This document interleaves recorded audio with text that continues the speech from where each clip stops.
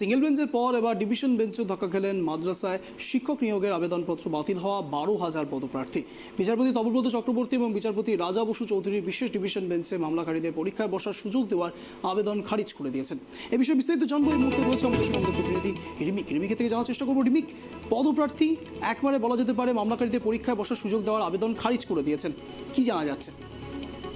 দেখো, একদমই আগামীকাল সকাল 10:30 থেকে মাদ্রাসা 9-10 শিক্ষক নিয়োগের পরীক্ষা রয়েছে এবং সেখানে প্রায় 1,75,000 আবেদনকারী তাদের আবেদন গৃহীত হয়েছে এবং তারা পরীক্ষায় বসবে।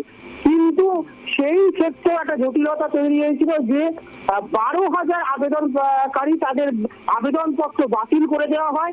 যুক্তি দেখানো হয় কি, যে যুক্তি দেখানো হয়েছে বোর্ডের পক্ষ থেকে, মাদ্রাসা বোর্ডের পক্ষ থেকে, যে এই পরীক্ষায় বসার জন্য যে ক্রাইটেরিয়া ছিল, যোগ্যতা ছিল, তাতে বোর্ডের পক্ষ থেকে বলা ছিল পোস্ট গ্রাজুয়েট অর্থাৎ স্নাতকোত্তরে 50% এবং স্নাতক স্তরে 50% নাম্বার থাকবে এবং তার সঙ্গে যাদের বিএড আছে তারা এই পরীক্ষার জন্য এলিজিবল। কিন্তু সেই বেঞ্চ মার্ককে মেনেই এই 12,000 জন যারা বাতিল হয়েছে আবেদনপত্র, তারা আবেদন করেছিলেন। কিন্তু তারা প্রত্যেকে অনার্স গ্রাজুয়েট এবং তারা শুধুমাত্র অনার্সে যারা প্রাপ্ত নম্বর, সেই অনার্সের প্রাপ্ত নম্বরের 50% তাদের যারা আছে সেই হিসাবে তারা ফর্ম ফিল আপ করে আবেদন দিয়েছিল এবং তাদেরই সেই 12,000 জনের ফর্ম তোমার ক্যান্সেল হয়।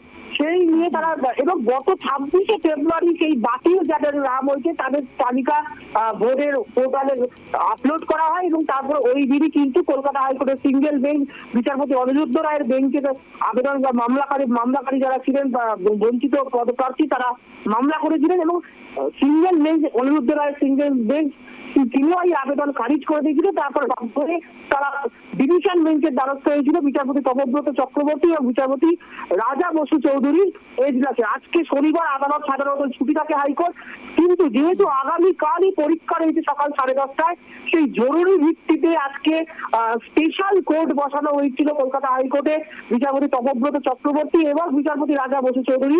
সেখানে মামলাকারীদের যিনি আইনজীবী ছিলেন তারা বিকাশ রঞ্জন ভট্টাচার্য এবং শামীম আহমেদ, তারা আদালতকে জানান যে গ্রাজুয়েশনে, অনার্স গ্রাজুয়েশনে 50% নাম্বার রয়েছে, কিন্তু তা সত্ত্বেও তাদের ফর্ম বাতিল করে দেওয়া হয়েছে। বোর্ডের তরফ থেকে যুক্তি দেখানো হয়েছে যে গ্রাজুয়েশনে 50% চাওয়া হয়েছে মানে পাস এবং অনার্সে দুটো নম্বর যোগ করে তার 50%। কিন্তু সেই বিজ্ঞপ্তিতে, বোর্ডের এই বিজ্ঞপ্তিতে কোন রকম তার নির্দিষ্ট কোনো উল্লেখ করা ছিল না।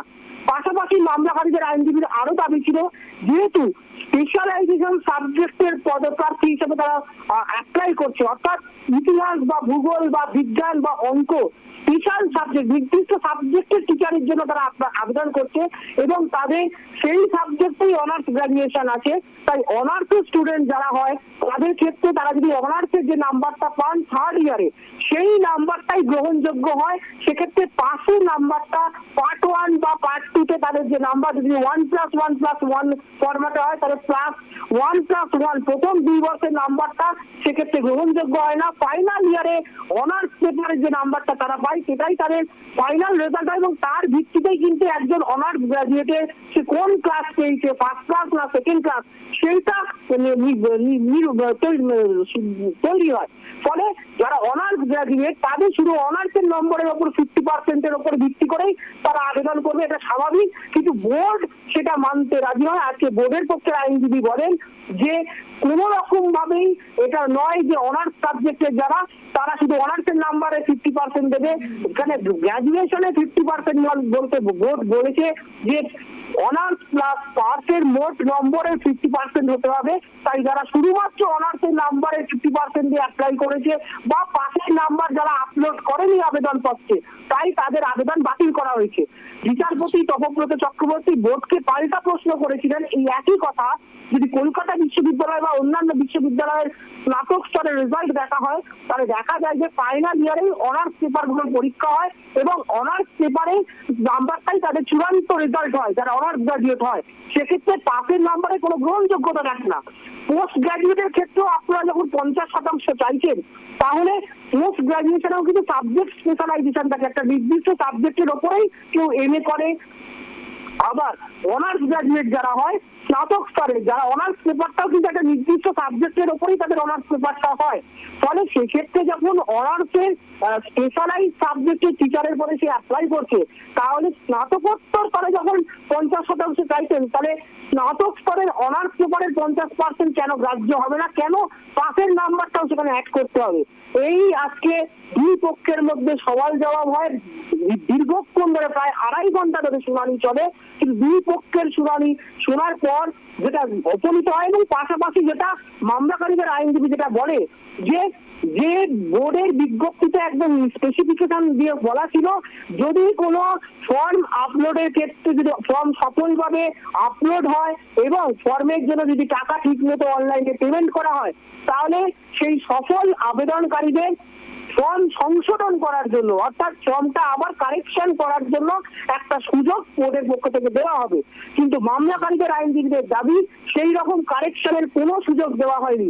পাল্টা বোর্ডের আইনজীবী যেটা জানিয়েছেন যে গত বছরের 26শে জুন তারা ওয়েবসাইটে তাদের পোর্টালে এই সংশোধনের জন্য বিজ্ঞপ্তি জারি করেছিল, কিন্তু যেহেতু 26 তারিখে তারা বিজ্ঞপ্তিটা প্রকাশ করেছে, অর্থাৎ ক্যান্সেল লিস্টে তারা দিয়েছে, সেই কারণে তারা আর সুযোগ পায়নি। কিন্তু মামলাকারীদের যেটা দাবি হচ্ছে যে বোর্ডের নিয়মে যদি বলা থাকে, বিজ্ঞপ্তিতে বলা থাকে, তাদের কেন রেকটিফিকেশনের জায়গা দেওয়া হলো না? পাশাপাশি বোর্ড বলছে যে এতদিন পর কেন মামলাকারীরা এলো? 1,75,000 পদপ্রার্থী, তাদের কাল সকাল 10:30 থেকে পরীক্ষা, গোটা রাজ্য থেকে প্রার্থীরা আসবে পরীক্ষা দিতে, সবকিছু আয়োজন প্রস্তুত হয়ে গেছে। সেই জায়গায় 24 ঘন্টারও কম সময়ের মধ্যে এসে তারা আবেদন করছে, তাদের আবেদন পরীক্ষায় বসার সুযোগ দেওয়া হোক। তাহলে অন্যান্য ক্ষেত্রে যাদের ফর্ম বাতিল হয়েছে অন্যান্য কারণের জন্য, তারাও তাহলে ভবিষ্যতে আদালতে আসবে, এবং পরীক্ষাটা যদি বন্ধ হয়ে যায় তাহলে প্রচুর মানুষ অসুবিধায় পড়বে, প্রচুর পরীক্ষার্থী। সেই দুই পক্ষের আবেদন শোনার পর আজকে বিচারপতি তপব্রত চক্রবর্তী এবং বিচারপতি রাজা বসু চৌধুরী মামলাকারীদের আবেদন খারিজ করে দিয়েছে। অর্থাৎ তাদের যে আবেদন ছিল যে যারা 50% অনার্সের নাম্বার পেয়ে ফর্ম অ্যাপ্লিকেশন করেছিল, তাদেরকে আবার পরীক্ষায় বসার সুযোগ দেওয়া হোক।